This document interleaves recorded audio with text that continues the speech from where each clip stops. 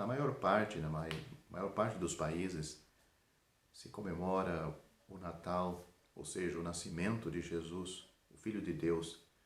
Gostaria de ler 2 versículos referente a esse assunto e meditar neles. Não que a Bíblia coloque esse dia como o real nascimento de Cristo, mas o mundo está falando do seu Natal ou pensando.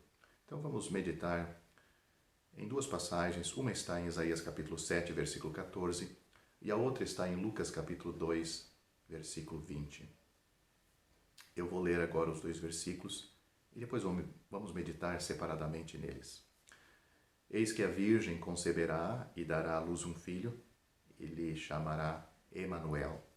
Então, isso está em Isaías capítulo 7, versículo 14, e o outro versículo diz: Voltaram então os pastores, glorificando e louvando a Deus por tudo o que tinham ouvido e visto, como lhes foi anunciado.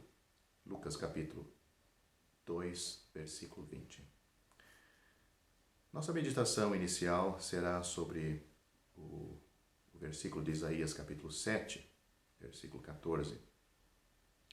Primeiramente vamos pensar sobre o seu nascimento na história, o nascimento do Senhor Jesus.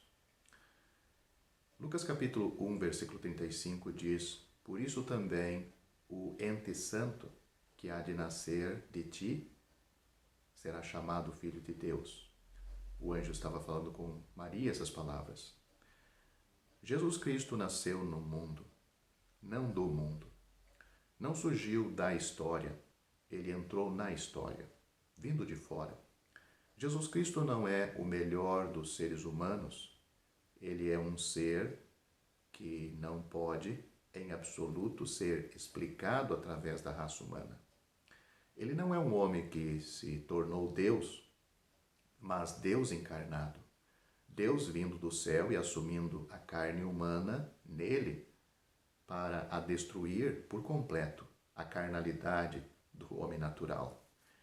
Sua vida é a mais elevada e a mais santa que aqui chegou, entrando pela porta mais humilde possível. O nascimento do Senhor foi um advento, o aparecimento de Deus em forma humana. Agora consideremos o seu nascimento em cada salvo, em cada pessoa salva. O nascimento de Cristo em cada salvo. Note o que a Bíblia diz.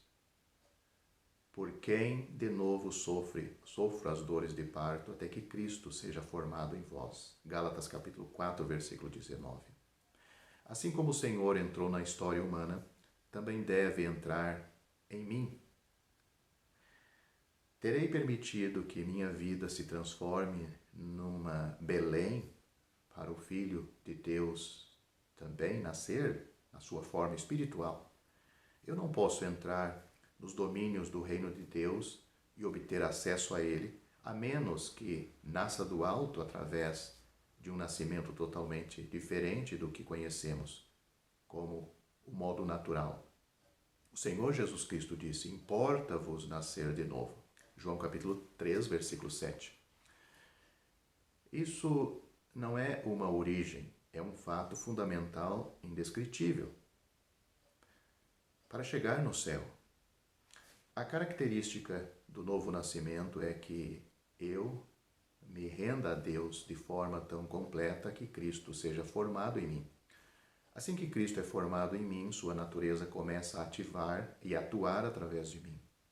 Outro ponto que podemos considerar é que Deus se manifestou na carne, e é manifestado na carne.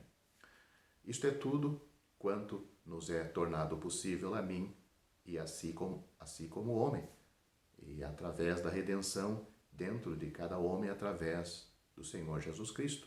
Ou seja, ele se manifesta através dos homens salvos. Ou seja, cada salvo em sua localidade manifesta Deus no mundo, pelo Deus Espírito Santo que habita em nós. Consideremos também agora o segundo versículo, para concluirmos este vídeo Note o que diz a respeito de Cristo, Lucas capítulo 2, versículo 20. Voltaram então os pastores, glorificando e louvando a Deus por tudo o que tinham ouvido e visto, como lhes fora anunciado. O que era